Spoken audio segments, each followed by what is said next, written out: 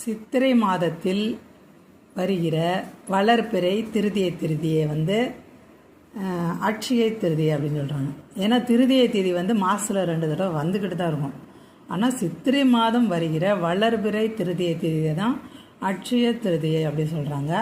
அதில் சூரியன் சந்திரன் 2 கிரகங்களும் உச்சம் அடையுது. சூரியனுக்கு உச்ச வீடு மேஷம். இந்த சித்திரை மாதம் முழுவதும் அவர் உச்சத்தில் தான் இருப்பார். சந்திரன் மாதம் ஒரு தடவை உச்ச வீட்டுக்கு வருவார். அது நாளைக்கு அவர் ரோகிணி நட்சத்திரத்தில் இருக்கார். ஏற்கனவே சூரியனோட நட்சத்திரத்தில் இருக்கார், உச்ச வீட்டில் தான் இருக்கார் இப்போ. ஆனாலும் அவரோட சொந்த நட்சத்திரத்துக்கு நாளைக்கு சந்திரன் வர்றதுனால அட்சய திருதியை அப்படின்னு சொல்லிட்டு அன்னைக்கு பொழுத சொல்கிறாங்க.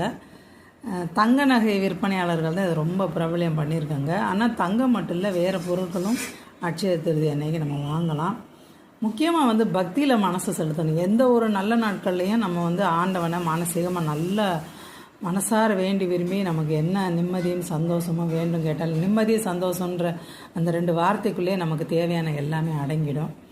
இங்கே நிறைய பொருட்பற்ற நோக்கி தான் இழுத்துட்டு போகிறாங்க. பக்தி எப்பயுமே பொருட்பற்ற நோக்கி தான் இழுத்துட்டு போகிறாங்க. அப்படி இல்லாமல் இறைவனை நம்ம மனசார நினச்சாலே நமக்கு கிடைக்க வேண்டியது எல்லாமே கிடைக்கும். நமக்கு வர்ற துன்பங்களிலிருந்தும் இறைவன் நம்மை காப்பாற்றுவார். திருதியை திதி இன்றைக்கி 5:33 அப்புறமே ஆரம்பிச்சிருச்சு. மாலை 5:33 அப்புறமே ஆரம்பிச்சிருச்சு. 6:48 அப்புறமா ரோஹிணி நட்சத்திரத்துக்கு சந்திரன் போயாச்சு. அப்போனா இப்பயே அட்சய திருதியை ஆரம்பிச்சிருச்சு அப்படின்னு தான் அர்த்தம் ஆகுது. நாளைக்கு திருதியை திதி எவ்வளோ நேரம் இருக்குதுன்னா, மதியம் 2:14 வரைக்கும் திருதியை திதி இருக்குது. ரோஹிணி நட்சத்திரம் மாலை 4:19 வரைக்கும் இருக்குது. திதிப்படி பார்த்திங்கன்னா நாளைக்கு 2:14 மதியம் அதோட திருதியை திதி முடிஞ்சிருது.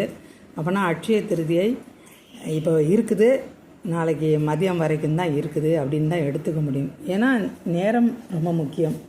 ஒரு திதி எவ்வளோ நேரம் இருக்குது, ஒரு நட்சத்திரம் எவ்வளோ நேரம் இருக்குது அப்படின்றது ரொம்ப முக்கியம். நாளைக்கு நைட்டில் போய் நிற்காதீங்க, இன்றைக்கி அட்சய திருதியை எதையாவது போய் வாங்குவோம் அப்படின்ட்டு. எதாவது வாங்குறதா இருந்தால் மதியானத்துக்குள்ளே முடிச்சுக்கோங்க.